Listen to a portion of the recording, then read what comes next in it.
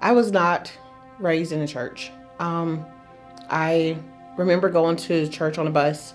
I was actually a foster kid, and our foster mom would ship us on the bus, and she'd go off to do whatever it was that she did. And so I remember as a child hearing about God, but not anything that stuck.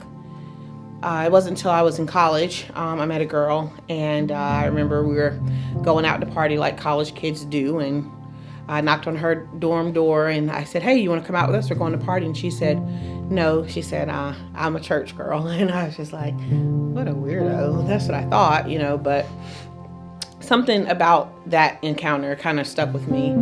But I still continue to live my life however I saw fit, and I left college. I joined the military, and I met a guy, my daughter's father, and we were in love. You know how it goes. And I just felt pulled.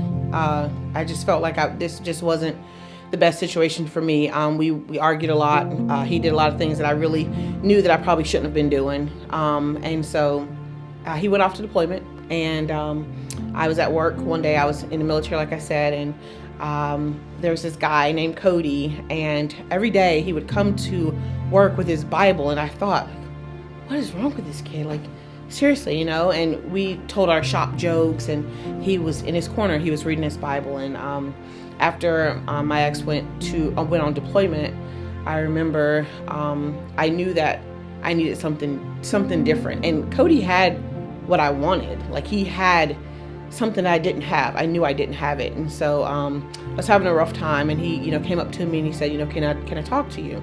And I said, sure, whatever. So we went outside on our lunch break, and he opened up his Bible, and he showed me how I could have what he had.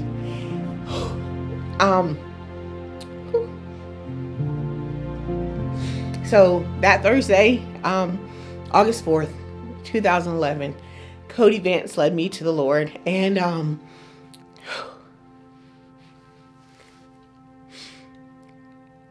from that moment, things just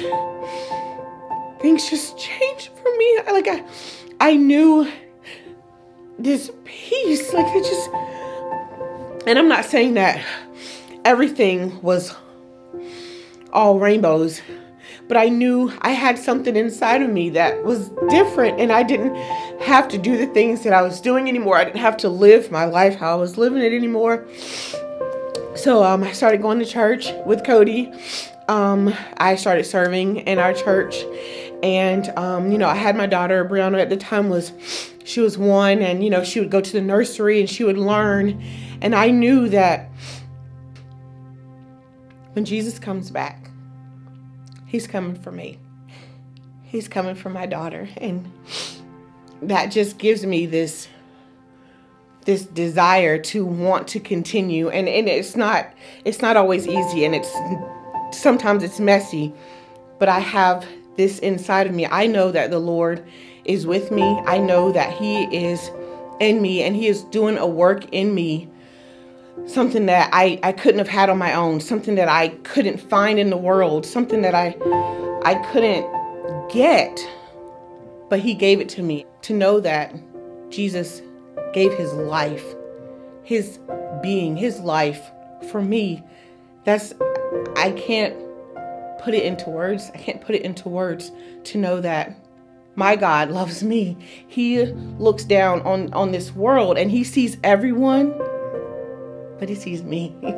He sees me, and I celebrate Easter because Jesus died and he rose so that I could have life. That's why I celebrate.